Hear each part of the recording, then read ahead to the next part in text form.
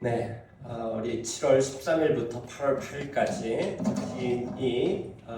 잘 다녀올 올 수 있도록 계속해서 기도해 주셨으면 좋겠습니다. 한국에 나와 있는 분들은 계속해서 나가 있는 팀을 위해서 중보를 부탁드립니다.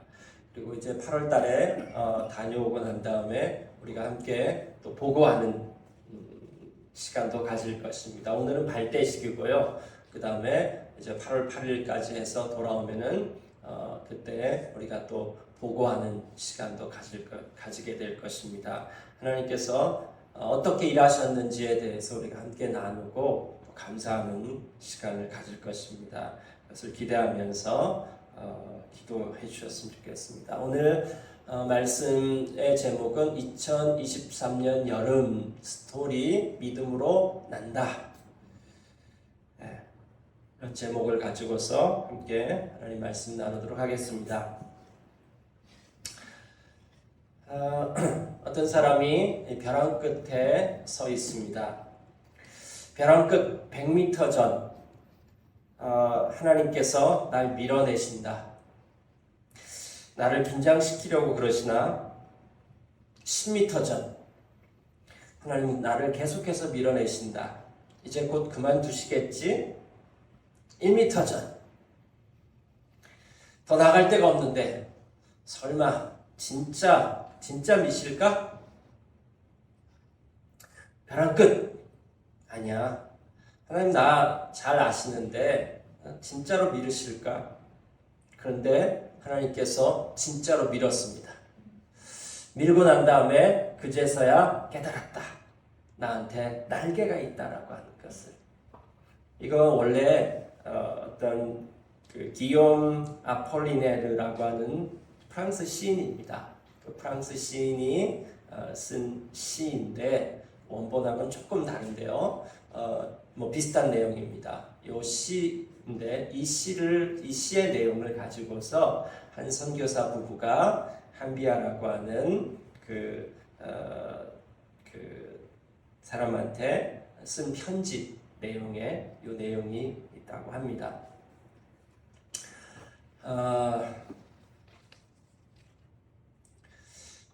우리는 날개가 있는 자들입니다. 근데 날개가 있는 자들인데 자꾸 걸어 다니려고 하니까 하나님께서 우리를 떠다니신 거죠. 2023년 여름 우리가 좀 날았으면 좋겠습니다. 어떻게 날 수 있을까요? 오늘 본문 말씀 로마서 1장 17절에서 이야기해주고 있습니다. 여러분 믿음이라고 하는 것은 무엇일까요? 믿을 신자 이렇게 씁니다. 믿을 신자 보면은 사람 인자에다가 말씀 언자를 얘기해주고 있습니다. 어떤 사람 그리고 그 사람에 대한 말, 사람과 그 사람의 말. 그 사람이 어떻게 행동하고 그 사람이 어떤 말을 하고 말과 행동에 대해서 보고 그 사람에 대해서 반응하는 거죠. 이 사람을 신뢰할 것인지 말 것인지에 대한 반응을 하는 것이죠. 그래서 한자에서는 이 믿을 신자를 저렇게 쓰고 있습니다. 어떤 사람에 대한 반응인 것입니다. 헬라어로는 피스티스라고 그렇게 이야기합니다. 저 피스티스라고 하는 말을 한국어로 번역하면은 믿음이라고 하는 뿐만이 아니라 신뢰한다라고 하는 말은 믿고 의뢰한다, 의지한다, 맡긴다라고 하는 것입니다. 그래서 저 사람이 하는 말과 저 사람의 행동을 보고 저 사람에 대해서 의지하기 시작하는 거죠. 저 사람한테 맡기는 것, 그것을 신뢰한다라고 얘기하는 것입니다. 그 다음에 신실하다, 저기 실자는 뭐냐면은 충만하다라고 하는 것입니다. 이렇게 신뢰하는 관계 가운데 들어가면은 이 믿음이라고 하는 것은 일회성의 단어가 아닙니다.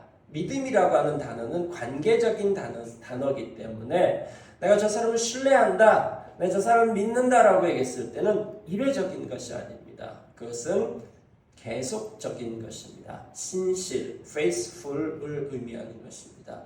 그 다음에 또 충성이라고 하는 단어로도 번역이 될 수 있습니다. 저 단어는 다 같은 단어입니다. 충성이라고 하는 것은 마음속에다가 마음의 한가운데다가 말을 이루는 거죠. 그게 한자로 충성의 의미인 것입니다. 뭔가 임무를 맡겼는데 그 맡겨진 임무를 가슴속에 간직하면서 끝까지 그것을 이루어내는 것을 충성이라고 합니다.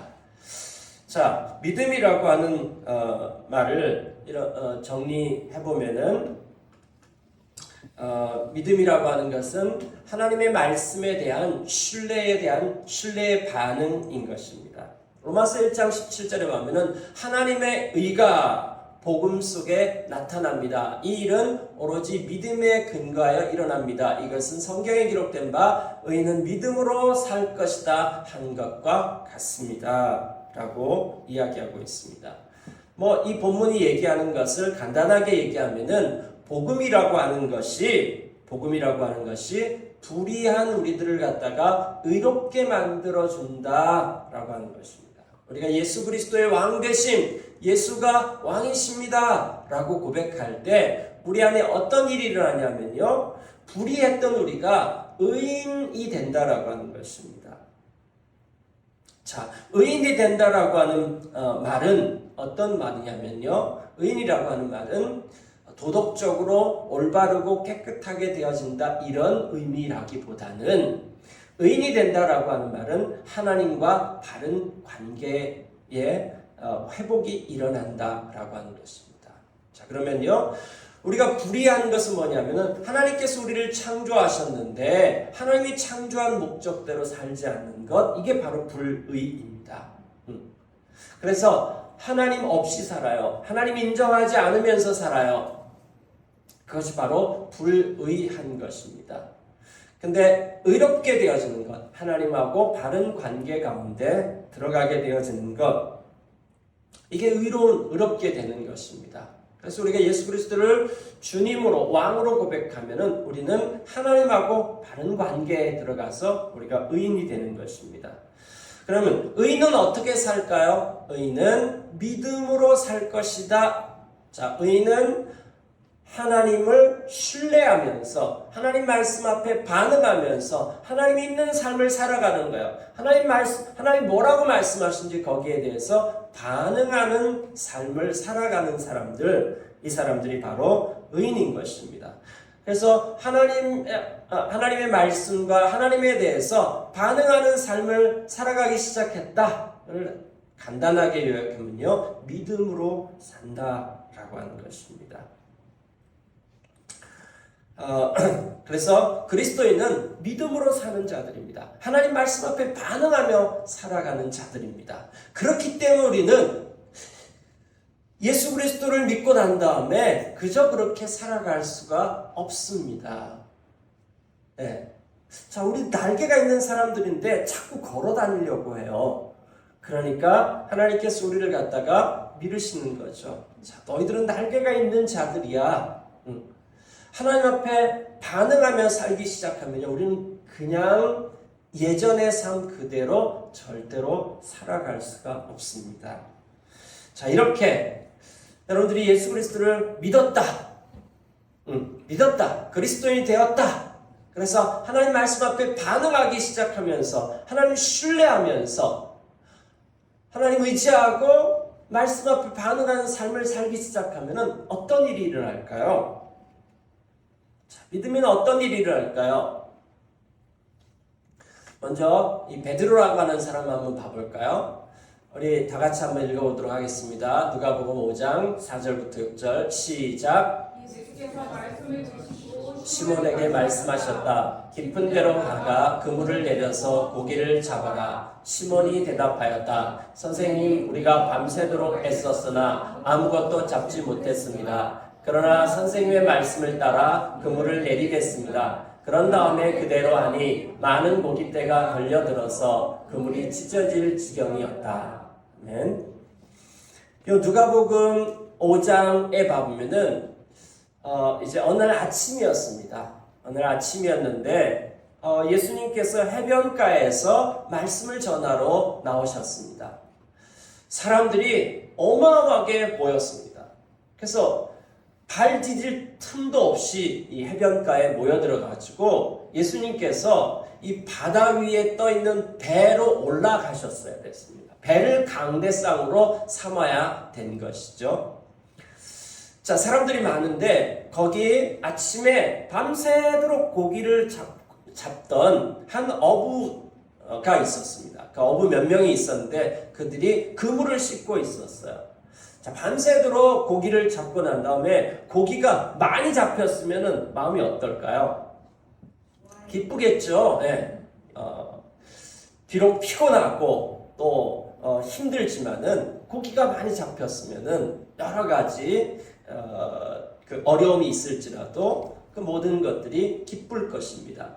그런데 밤새도록 그물질을 했는데 한 마리도 못 잡았어. 그렇게 하고 난 다음에 그물을 씻으니까 이게 얼마나 힘들겠습니까? 밤을 새는 것도 힘든데 밤새도록 노동을 했고 그 다음에 아무것도 소득이 없습니다. 굉장히 허탈했을 것입니다. 그래서 힘없이 그물을 막 씻고 있는데 거기에 근데 사람들이 막 엄청나게 몰려왔습니다. 도대체 뭔 일이 있는지. 근데 그거 하나도 안 들립니다. 하나도 소리가 들리지 않고 그물을 씻으면서 뭐 사람들이 모였나 보다. 동네에 무슨 일이 있나 보다 하고 이제 그물을 씻고 있었습니다. 근데 그때 예수님께서 이 배 주인한테 베드로에게 가서 배 좀 빌리자라고 얘기했습니다. 배를 빌려줬습니다. 예수님께서 그 배 위에서 설교를 하시는데 예수님 설교를 얼마나 동안 하셨을까? 짧게는 하지 않았을 것입니다. 그렇죠? 네. 예수님 설교를 막 길게 하시니까 어떻겠습니까? 베드로는 지금 배도 고프고 빨리 갔으면 좋겠는데 힘도 들고 근데 안 끝난 설교가 되게 짜증났겠죠. 아니면은 그냥 예수님 그 자기 배 위에서 설교하라고 하고 난 다음에 그 옆에서 졸든지 자든지 베드로가 그렇게 했을 수도 있었을 것입니다. 아무튼지 간에 지금 바로 그 상황인 것입니다. 그렇게 말씀을 그치시고 그다음에 시몬에게 말씀하셨습니다. 베드로에게 말씀하셨습니다. 깊은 데로 가라. 깊은 데로 가서 그물을 내려 고기를 잡으라고 얘기했습니다. 자, 예수님께서 왜 깊은 데로 가라고 했을까요? 여기에서 우리가 좀 생각해 볼 수 있는 것이 지금 베드로는 예수님하고 아는 사이였을까요? 모르는 사이였을까요? 처음 만난 사람이었을까요? 가버나움이라고 하는 그 동네 인구가 총 500명 정도 되었다라고 보통 얘기하고 있습니다. 예수님 원래 고향이 나사렛입니다. 나사렛인데 이제 사역 시작하고 난 다음에 나사렛은요 갈릴리 바다의 서남 쪽에 위치합니다. 산지이고요. 그 다음에 이 가버나움은 뭐냐면은 갈릴리 바다의 가장 북쪽에 있는 마을인 것입니다. 이사를 간 거예요. 사역하시면서. 그러니까 거기에 이사 가가지고 온 지 얼마 안 됐을 때죠. 예수님께서 이제 사역을 막 시작했을 때니까 뭐 이사 간 지 몇 달, 뭐 1년, 뭐 그 정도 몇 달 됐을 때인 것입니다. 자, 그 사이에 지금 베드로 예수님 이사 가고 난 다음에 떡을 돌렸던 것도 아닐 텐데, 베드로하고 잘 아는 사이였을까요? 자, 이 베드로의 배를 빌린 거죠. 그 다음에 예수님의 직업은 뭡니까? 목수지요. 그리고 베드로는 어부였습니다. 지금 이 자기의 세계가 있잖아요. 어부, 고기 잡는 세계에 있어서 목수가 뭘 한다고 지금 참견을 하는 것일까요? 왜 깊은 데로 가라고 얘기했을까요? 깊은 데로 가면 정말 고기가 많을까요? 이 상식적으로 고기 잡는 상식적인 것으로 봤을 때 그럴까요? 자, 이런 부분에 있어서는 베드로가 훨씬 더 전문가였을 것이죠. 결론적으로 얘기하면은 예수님과 베드로는 아는 사이였습니다. 예수님께서 세례를 받으시고 세례를 받으셨을 때 그 자리에 베드로, 요한, 야고보, 안드레 있었습니다. 예수님 세례 받고 난 다음 날 첫 번째 만남이 있었습니다. 그때 안드레가 예수님 집에 가서 예수님하고 좀 지내고 오더니만은 안드레가 형한테 찾아와서 나는 오늘 메시아를 만났다라고 얘기했습니다. 그러면서 형을 데리고 가는 거예요. 형이 꼭 만나야 될 사람이 있다고 형을 데리고 갔는데 이 예수님과 첫 만남에서 예수님이 베드로의 이름을 별명을 붙여줬습니다. 여러분 베드로라고 하는 말은 이름이 아닙니다. 별명입니다. 원래 이름은 뭘까요? 본명은 시몬입니다. 시몬이 본명이고요. 그 다음에 별명을 하나 붙여줬습니다. 그 별명이 베드로인 것입니다. 시몬은 갈대라고 하는 뜻이고요. 베드로라고 하는 말은 반석이라고 하는 것입니다. 이 시몬을 보면서 너 이제부터 너는 베드로가 될 것이다. 이렇게 축복해 준 것입니다. 너는 반석 같은 자가 될 것이다 라고 축복해 준 것입니다. 이것이 첫 번째 만남이었습니다. 그래서 예수님 세례 받는데 세례 요한이 사역하는 그곳에 갈릴리 그 마을에서 같이 간 여러 명의 사람들이 있었습니다. 그 중에 6명 정도가 나중에 예수님의 제자가 된 것이죠. 그래서 함께 갔던 사람들이 예수님과의 첫 만남이 그곳에서 있었던 것입니다. 예수님을 알아요. 예수님을 그리고 난 다음에 예수님께서 자기네 마을로 이사 오신 거잖아요. 이사 오고 난 다음에 이 예수님이 가르침과 하는 사역 따라다니기도 했고, 예수님 막 병도 고치시고 그러는 거예요. 그런데 그리고 난 다음에 베드로가 어떻게 했을까요? 계속해서 예수님을 잘 따라다니는 삶을 살았을까요? 아닙니다. 베드로는 아직까지 이분이 어떤 분이신지에 대해서 잘 몰랐습니다. 그래서 따랐다가 안 따랐다가 또 자기 일도 했다가 뭐 이렇게 왔다 갔다 계속 하고 있었습니다. 예수님과 만남이 있지만 이 예수님에 대해서 깊이 알고 저분을 내가 따라다녀야겠다 뭐 이런 결단을 했던 때가 아닌 것입니다. 그런데 이날 아침 자기가 너무 피곤하고 힘든 상황 가운데 있었을 때에 예수님께서 이제 막 말씀을 전하셨죠. 사람들을 향해서 전했습니다. 베드로도 이렇게 집회하는데 따라다녔 그런 경험도 있었을 것입니다. 근데 그날 말씀이 잘 안 들어왔을 것입니다. 피곤했을 것입니다. 말씀이 끝나고 난 다음에 깊은 데로 가라고 얘기했습니다. 이것은 단순하게 고기를 잡기 위한 것뿐만이 아니라 지금 베드로의 상황 전체를 얘기하는 것입니다. 넌 지금 계속해서 얕은 가운데 있다라고 하는 것입니다. 예수님하고 관계 가운데서도 따를까 말까 이런 부분이었던 것이죠. 아직까지 얕은 부분에 있었습니다. 그의 하나님하고 관계가 아주 얕은 가운데 있으면요, 거기에 열매도 별로 없고, 그 다음에 예수 믿는데 예수 믿는 것에 대한 하나님의 은혜를 경험하고 비전, 사명 뭐 이런 부분들에 대해서 그렇게 뭔가 할 얘기들이 없고, 그런 얘기 나오면 피곤하고 졸리고 그런 상황인 것입니다. 이 베드로에게 깊은 데로 가라고 얘기하는 것입니다. 자, 그때 관계가 없었으면 어땠을까요? 네가 뭔데? 뭐 이렇게 얘기할 수도 있었을 것이죠. 그런데 그물을 내려서 고기를 잡으라고 얘기해요. 방금 전에 씻어놨는데 그걸 또 하래요. 이건 상식이 안 맞는 거예요. 근데 시몬이 대답했습니다. 선생님, 우리가 밤새도록 애를 썼으나 아무것도 잡지 못했습니다. 그러나 선생님의 말씀을 따라서 그물을 한번 내려보겠습니다. 이 예수님에 대해서 믿음으로 반응한 것입니다. 평상시에 이분을 보면서 그분 말에 대해서 반응하고 이 믿음의 발길을 한번 첫 번째 내디뎌 보기 시작한 것입니다. 그래서 반응했더니만은 어떤 일이 일어났습니까? 그런 다음에 그대로 하니 많은 고깃대가 걸려들어서 그물이 찢어질 지경이었다라고 얘기합니다.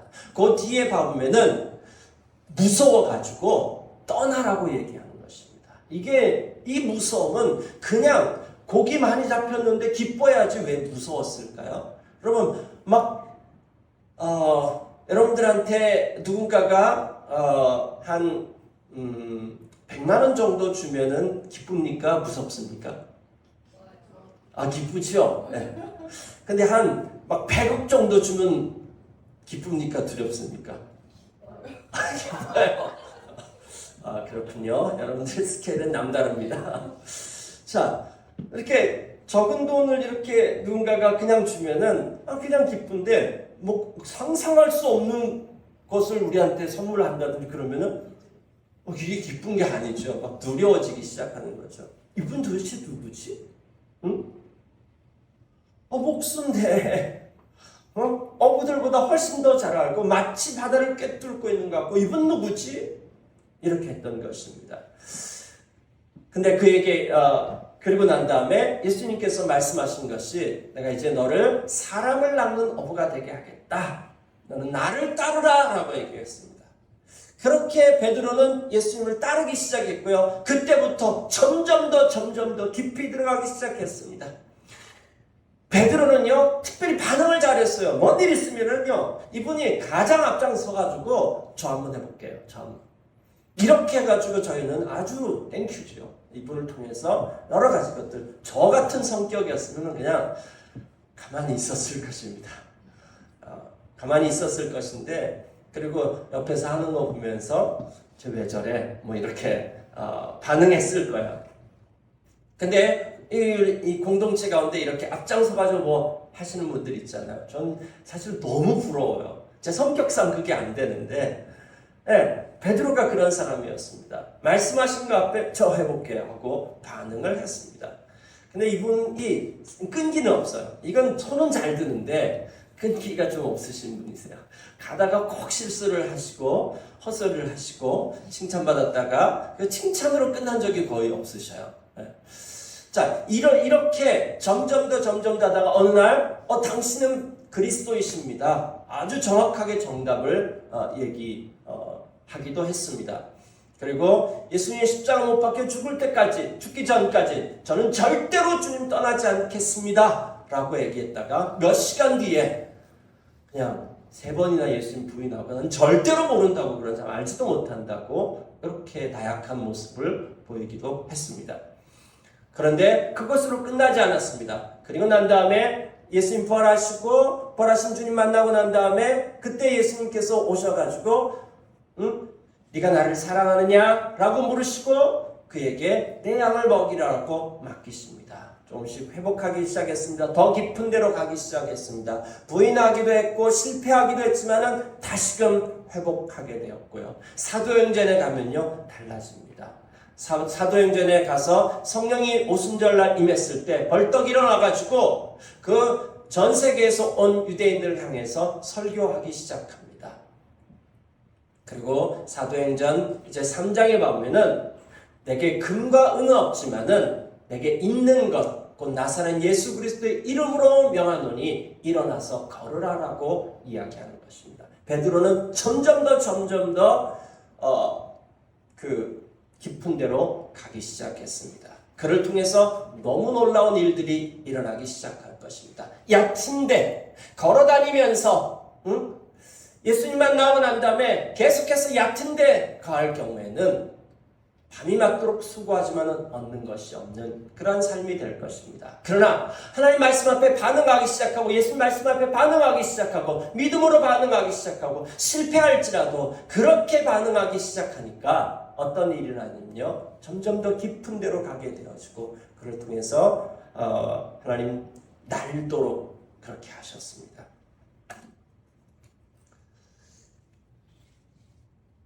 출애굽 때에 봐보면은 하나님께서 애굽에서 이들을 이제 모세를 보내셔서 이끌어내시는데 그때 어떤 일이 났습니까? 이 파라오, 애굽의 왕 파라오는 이들로 하여금 가지 못하게 합니다. 떠나가지 못하게 하는 것입니다. 자, 하나님 말씀 앞에 반응하면서 이스라엘 백성들이 이제 떠나가야 되는데 떠나가지 못하게 합니다. 그때 이제 10가지 재앙 사건을 통해 가지고 재앙을 하는 것이죠. 파라오가 이 재앙을 맞으면서 내가 잘못했다라고 얘기하면서 어떻게 얘기합니까? 자, 너희들이 가서 니네 신에게 예배를 드려. 예배를 드리되 요 이집트 땅에서 떠나지 마. 그러고 난 다음에 재앙이 그치니까 또 말 번복을 하는 것이죠. 그러고 난 다음에 또 재앙을 하니까 이번엔 또 뭐라고 얘기합니까? 좋아, 니네들이 가서 예배드려. 너희 신들에게 예배드리는데 근데 남자들만 가고 아이들, 그 다음에 여자들, 그 다음에 짐승들 아무것도 가져가지 못해. 남자들만 갔다 와. 이렇게 얘기합니다. 그래서 재앙이 그치고 나니까 또 말을 번복하는 것입니다. 그 다음에 이번에는 또 어떻게 합니까? 좋아, 이제는 사람들은 다 가도 돼. 애들, 그 다음에 여자들, 노인들 다 가도 돼. 대신 너희들의 소유, 너희들의 물건들, 그거는 하나도 가져가지 못해. 이렇게 이야기합니다. 결국은 10번째 재앙을 통해 가지고 모든 것을 다 가지고 가고, 그 다음에 애굽에 있는 소유까지도 그들에게 줘서 빨리 좀 떠나라고 그렇게 이야기했습니다. 믿음은 떠나는 것입니다. 그 있던 그 삶 가운데서 떠나가는 것입니다. 아브라함에게도 그와 같은 일이 있었습니다. 하나님 아브라함을 불렀습니다. 그 말씀 앞에 반응하는 것이죠. 같이 한번 읽어볼까요? 시작. 믿음으로 아브라함은 부르심을 받았을 때 순종하고 장차 자기 몫으로 받을 땅을 향해 나아갔습니다. 그런데 그는 어디로 가는지 알지 못했지만 떠난 것입니다. 믿음으로 그는 약속한 땅에서 타국에 몸붙여 사는 나그네처럼 거류하였으며 같은 약속을 함께 물려받을 이삭과 야곱과 함께 장막에서 살았습니다. 그는 하나님께서 설계하시고 세우실 튼튼한 기초를 가진 도시를 바랐던 것입니다. 오늘 하나님께서 그를 찾아오셨고 그를 부르셨습니다. 그 말씀 앞에서 아브라함은 반응하여서 자기의 본토 친척 아비집을 떠났습니다. 그 하나님을 신뢰하며 말씀 앞에 신뢰하면서 떠나기 시작했습니다. 그는 점점 더 깊은 곳으로 갔고 하나님의 계획이 무엇인지 이해하기 시작했고 그는 모험하고 날기 시작했습니다. 여러분, 여름이라고 하는 말의 뜻이 무엇인지 압니까? 사계절이 있죠. 봄이라고 하는 말의 뜻은 우리나라 순수한 말 봄이라고 하는 말의 뜻은 본다라고 하는 것입니다. 봄이 되면요 여기저기서 막 솟아나가지고 볼 것이 많아지는 것입니다. 그래서 보는 계절인 것입니다. 여름은 무슨 뜻인지 아십니까? 여름은 열린다라고 하는 것입니다. 이 여름을 통해 가지고 열매가 열리는 그런 열매가 익어가고 열매가 맺히는 그런 계절이 여름인 것입니다. 가을은 거둔다라고 하는 말의 뜻이고요. 그 다음에 겨울이라고 하는 말의 뜻은 겨울이라고 하는 말은 겨다라고 하는 말은 집에 머물다라고.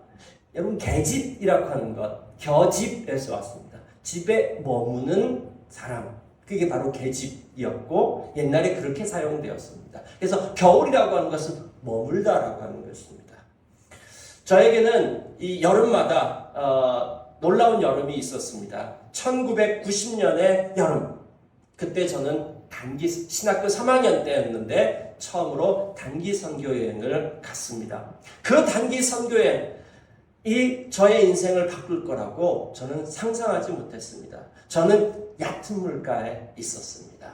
저는 이렇게 사람들 앞에 나서는 것도 두려워했었고 특별히 신학교는 가게 됐지만은 신학교 가서 선교 쪽은 이렇게 생각도 하기 싫었습니다. 그 당시 선교하면은 저쪽 어떻게 아프리카 그런 데 가야 된다라고 하는 생각이 있었습니다.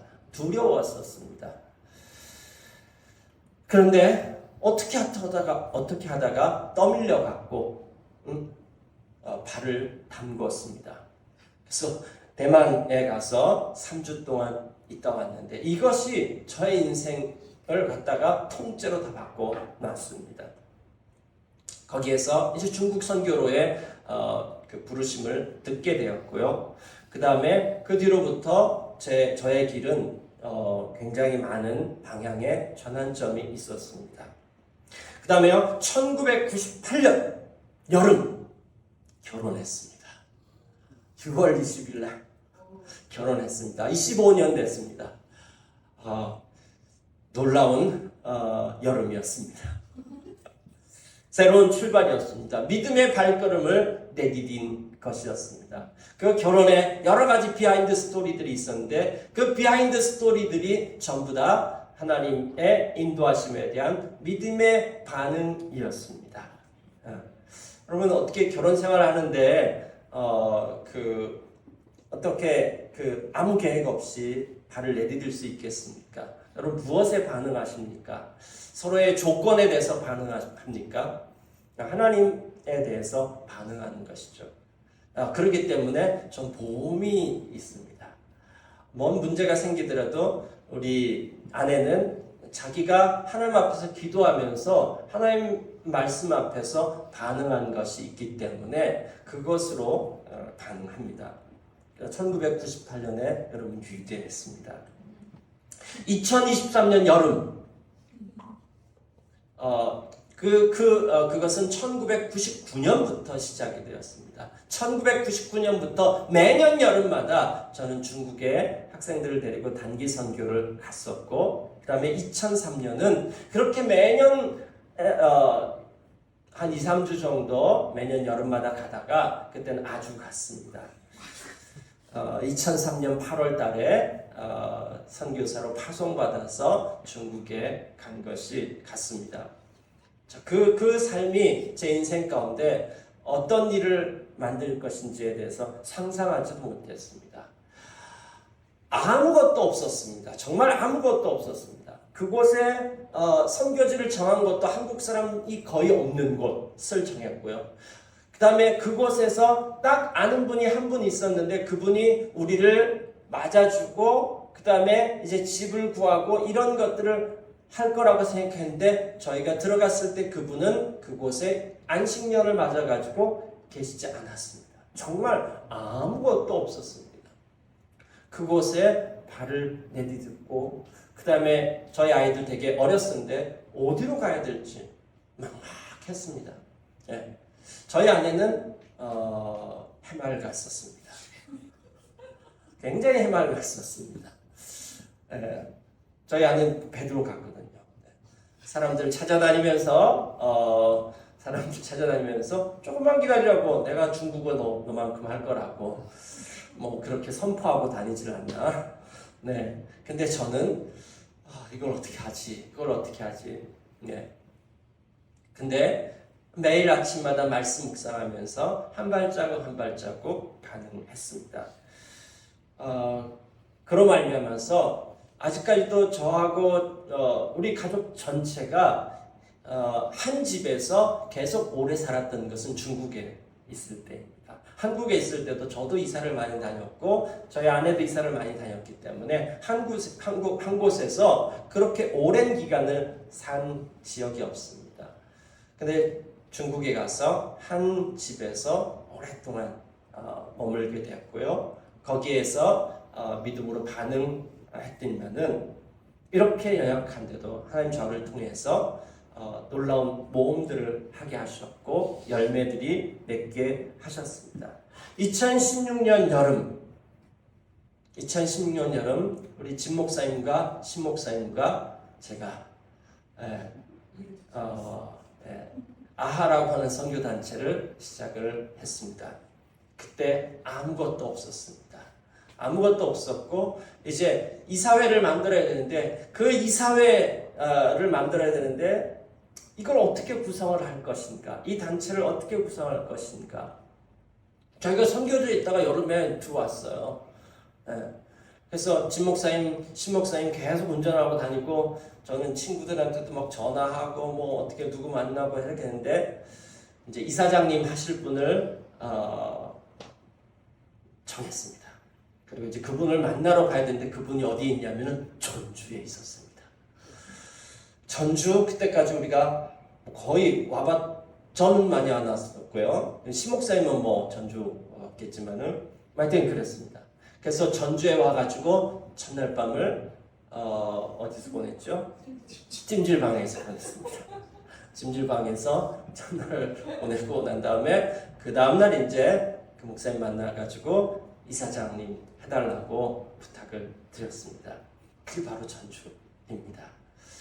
네, 그래서 아라고 하는 선교단체가 시작이 된 것이 바로 2016년 여름입니다.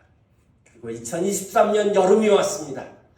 2023년 여름 스토리의 여름이 왔습니다.